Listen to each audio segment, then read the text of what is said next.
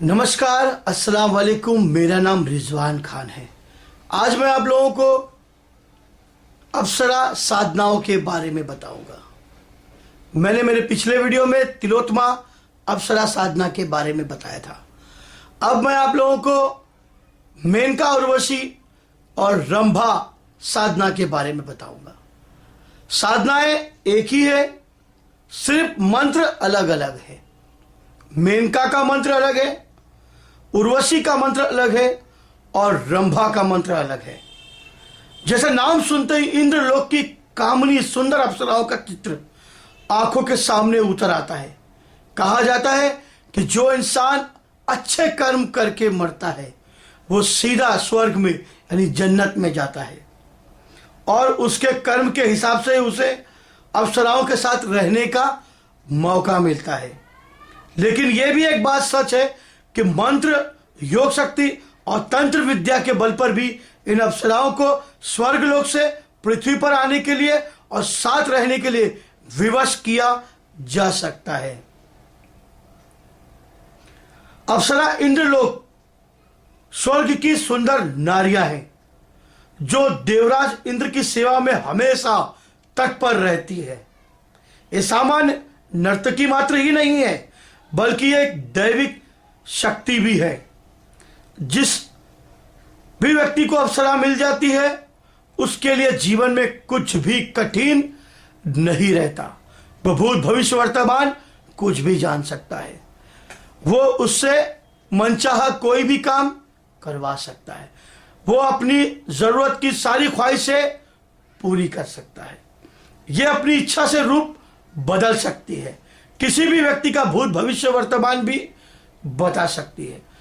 शास्त्रों के अनुसार अप्सराएं आध्यात्मिक शक्ति से संपन्न होती है।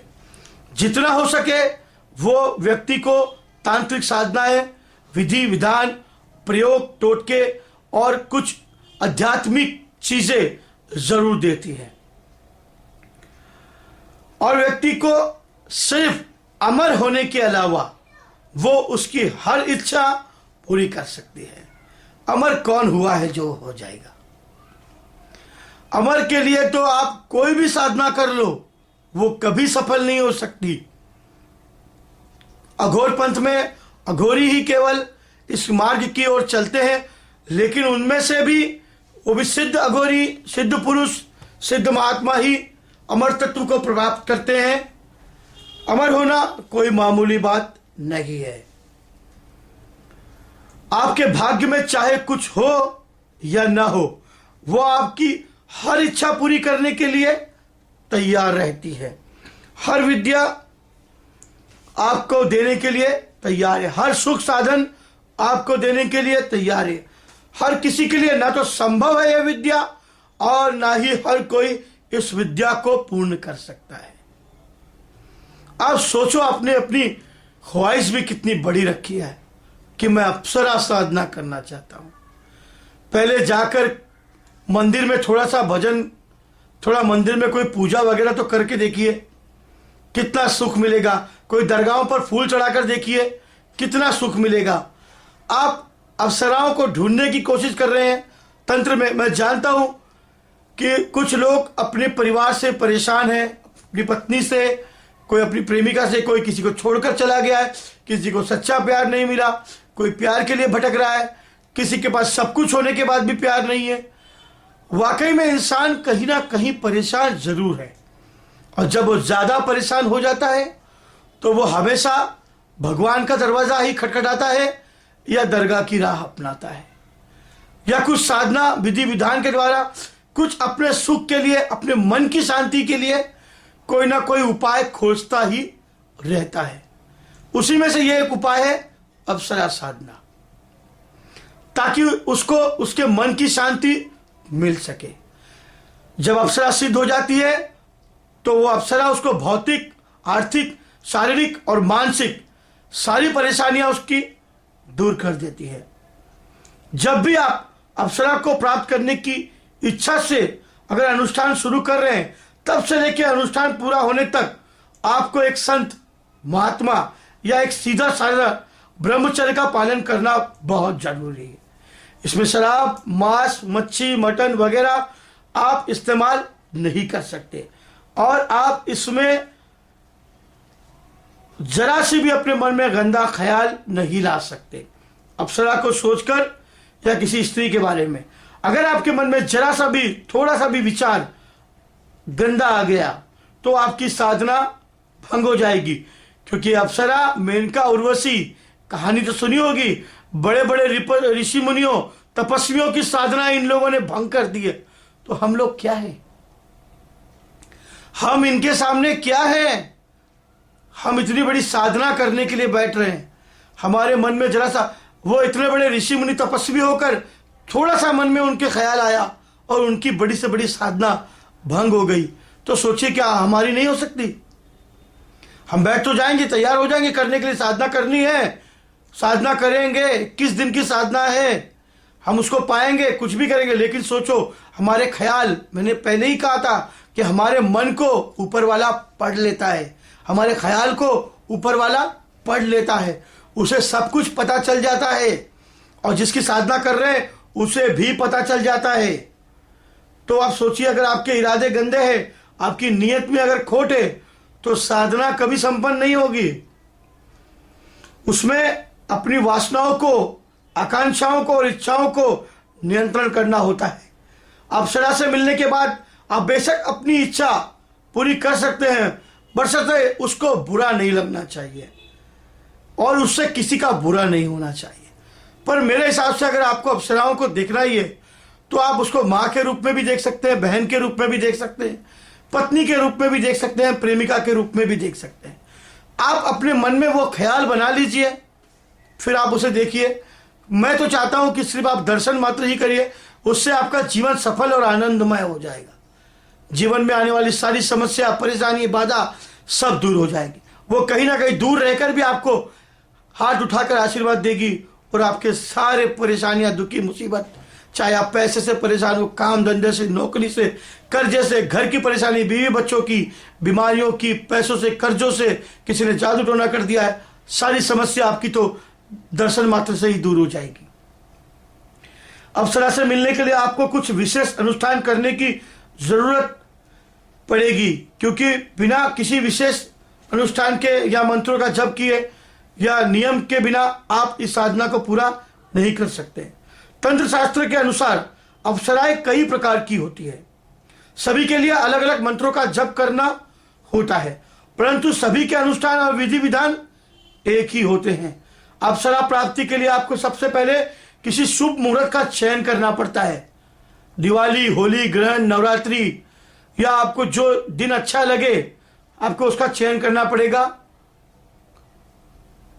उसके बाद ही आप ये साधना शुरू कर पाएंगे। आप किसी भी योग्य पंडित से चाहे तो आप इसके बारे में पूछकर ही आप ये साधना शुरू कर सकते हैं।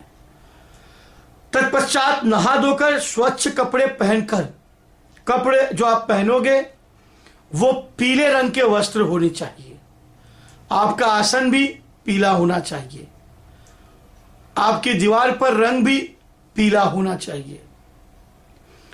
किसी अप्सरा की मूर्ति या कोई चित्र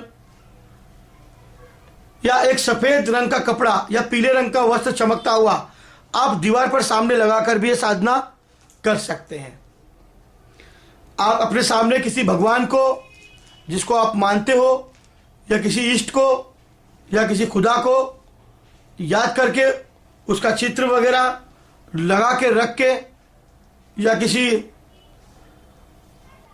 सुगंधित फूल जैसे मोगरे का, चमेली का, गुलाब का आप ले ले, अगरबत्ती लगाए, धूप करे, लोभान करे और मंत्रों का जाप आप शुरू कर सकते हैं। 21 दिन की साधना है। अप्सरा साधनाओं में आपको कम से कम इस साधना को सिद्ध करने के लिए 21 दिन लगेगा। रात के समय आपको ये साधना शुरू करनी है 12 बजे के बाद। आप साधना करने के बाद वहीं सो जाए। आप चाहे तो जमीन पर पीला वस्त्र या पीली चटाई आप बिछा सकते हैं जिस पर आप बैठ के पढ़ाई करें। आपका मुंह पश्चिम दिशा में होना चाहिए। इस दौरान आपको बाहरी जगत से बिल्कुल संबंध तोड़ना पड़ेगा, सात्विक जीवन जीना पड़ेगा, पूजा के दौरान आपको आपके पास एक गुलाब की माला, हर रोज नई माला, पंच मेवा यानी कि मिठाइयाँ, प्रसाद और मिट्टी के तेल यानी घी का दिया, मिट्टी का दिया, घी का दिया आपको हमेशा रखना चाहिए। इसके बाद आप स्फटिक की माला से या आप स्फटिक की माला से आप या पीले हकीक की माला से आप मंत्र जप कर सकते हैं। यह रहा मेनका साधना का सिद्ध करने का मंत्र जो आपको स्क्रीन पर दिखाई दे रहा है। यह रहा उर्वशी साधना को सिद्ध करने का मंत्र। यह रहा रंभा साधना को सिद्ध करने का मंत्र। अप्सरा, मेनका अप्सरा, उर्वशी अप्सरा, रंभा अप्सरा, इन तीनों अप्सराओं का मंत्र मैंने आपको बता दिया है। लेकिन गुरु बिना ज्ञान नहीं। जी हाँ, यह साधना अगर आप किसी गुरु के मार्गदर्शन में करें तो ज्यादा बेहतर होगा। कमजोर दिल वाले इस साधना को बिल्कुल ना करें। अगर आप देखने की ख्वाहिश रखते हैं तो आप इस साधना को करें। आप पाने की कोशिश में मैं, अहंकार, घमंड करके अगर बैठोगे तो यह साधना सफल होने वाली नहीं है। आपके मन में बुरे विचार, बुरे ख्याल, तो यह साधना सफल होने वाली नहीं है। जैसे ही आपका मंत्र जाप पूरा हो जाए, अप्सरा आपके सामने जब प्रकट हो जाएगी तो आप उसे गुलाब के फूलों की माला पहना करके आप उससे वचन ले ले। 3 वचन आपको लेना है कि वो हमेशा आपके साथ रहेगी, आपके इच्छा के अनुसार काम करेगी और आपसे पूछे बिना कोई काम नहीं करेगी। पर यह पूछ लिए उससे आप जरूर कि वो आपके साथ माँ, बहन, पत्नी के रूप में रहना पसंद कर सकती है। आप उससे ये बात कर सकते हैं और उससे कहिए कि मेरी रक्षा करे और मेरी शत्रुओं से हिफाजत करे। हर आदमी की तमन्ना होती है खूबसूरत दीदार की, और अप्सराओं से खूबसूरत इस दुनिया में कुछ नहीं है। मंत्र में वो शक्ति है जो हम स्वर्गलोक से, इंद्रलोक से अप्सराओं को जमीन पर बुला सकते हैं। मेरे गुरु ने मुझे साधना के बारे में बताया था, वो मैंने साधना लिख कर रखी थी। ये साधना मैंने आपके सामने आज बता दी है कि अप्सरा साधना है, मेनका, उर्वशी, रंभा। साधना करने का तरीका तीनों का एक ही है, मंत्र अलग अलग है, विधि, नियम, अनुष्ठान सब एक ही है। बस आपको चाहिए तो आपकी निष्ठा, आपकी इच्छा शक्ति, आपकी श्रद्धा, आपका विश्वास, आपका अकीदा कि आप कितना सच्चे दिल से इस साधना को पूरी करने की कोशिश करेंगे। मेरे एक दोस्त हैं, परम पूज्य अघोरी श्री अघोराचार्य जी महाराज, वलसाड नवसारी जिला से। वो हमेशा एक बात कहते हैं कि जो मनुष्य गलत तरीके से, गलत नियत से साधना को सिद्ध करता है उसकी साधना कभी सिद्ध नहीं होती। और उन्होंने क्या खूब कहा है गलत तरीके से साधना के बारे में कि किसने सिद्ध किया है, किसने सिद्ध किया है जो आप लोग बाकी रह जाओगे। ये साधना गलत तरीके से किसने सिद्ध किया है जो आप लोग बाकी रह जाओगे। इसलिए साधना को सच्चे दिल से करें। मगर मैं हमेशा से मेरे वीडियो में यही कहा कि अपने माँ और बाप का जो ख्याल रखेगा ऊपर वाला उसके ऊपर बहुत मेहरबान होगा। अपने माँ बाप से बढ़कर दुनिया में कुछ नहीं है।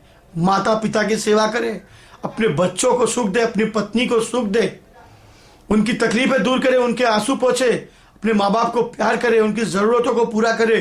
वो ऊपर वाला देख रहा है, वो कहीं ना कहीं आपकी ज़रूरत पूरी करेगा, आपकी तकलीफें दूर करेगा, आपकी मुसीबतें दूर करेगा।